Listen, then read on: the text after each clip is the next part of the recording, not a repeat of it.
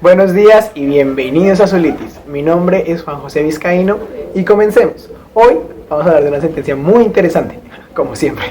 Vamos a hablar de la sentencia de la Corte Suprema de Justicia, de la Sala Civil de 1967, con la ponencia del magistrado Fabio Cabrera Duzano.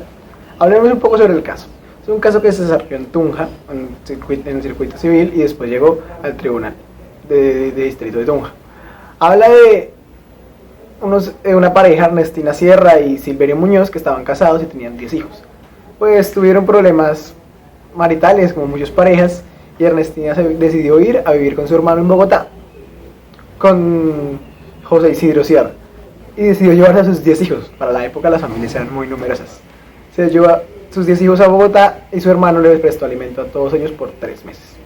Todo bien, y de un momento a otro Ernestina volvió a Tunja, habló con su marido, se reconcilió. Pues la muerte de la suegra ayudó bastante, a decir verdad, y se devolvió a Tunja con sus 10 hijos.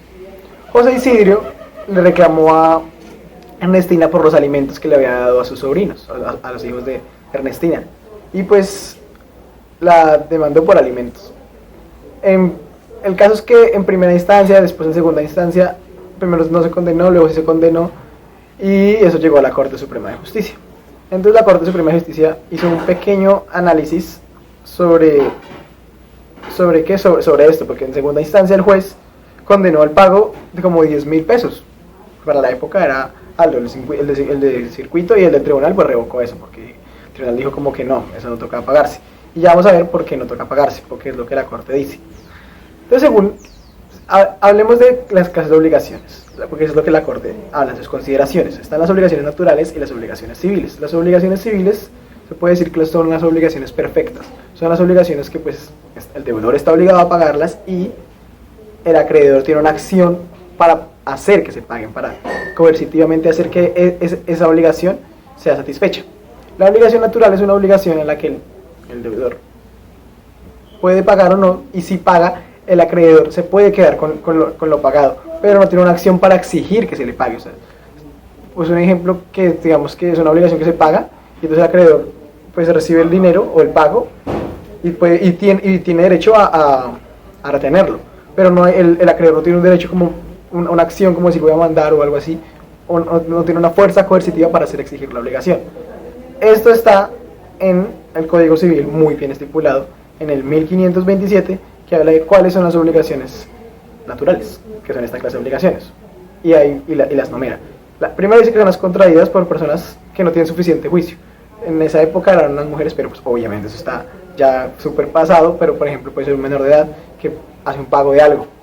Ese pago, pues él no está obligado, o sea, depende de la obligación, pero no hay una forma de hacerlo pagar. Esa obligación, que alguien no tenga un juicio completamente. También pueden ser las obligaciones extinguidas por prescripción.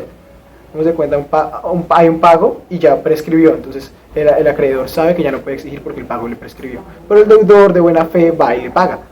El acreedor se puede retener y puede decir esto es mío. Pero pues, como podemos ver, al deudor nadie le obligó, él pagó por buena voluntad. Otras son las personas que, por ejemplo, en un negocio que falta la solemnidad.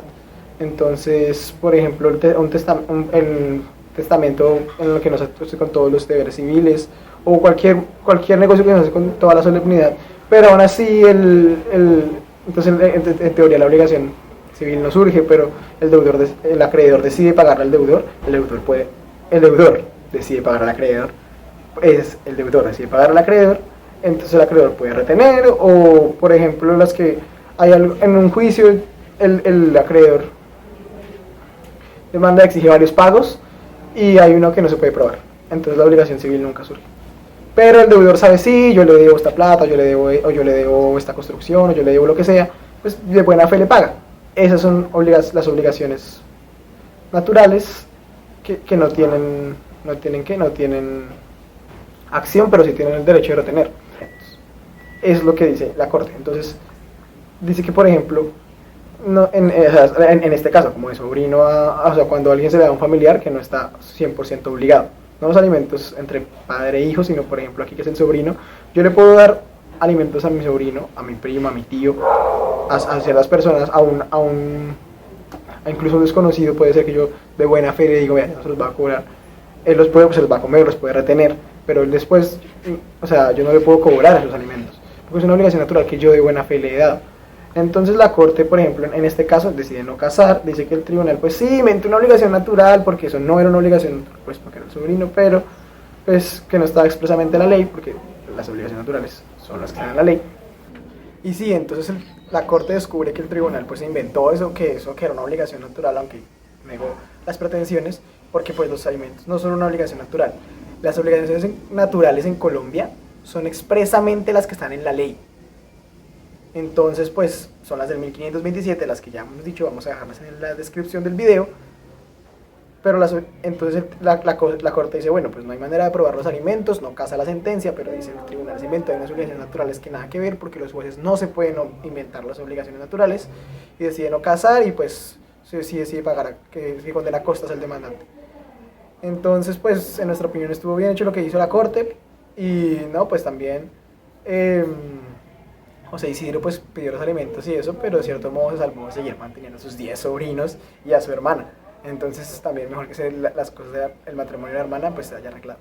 Y muchas gracias por su atención, y ya en cualquier sentencia que quieran pedir o cualquier duda, pues déjenla en los comentarios. Hasta la próxima.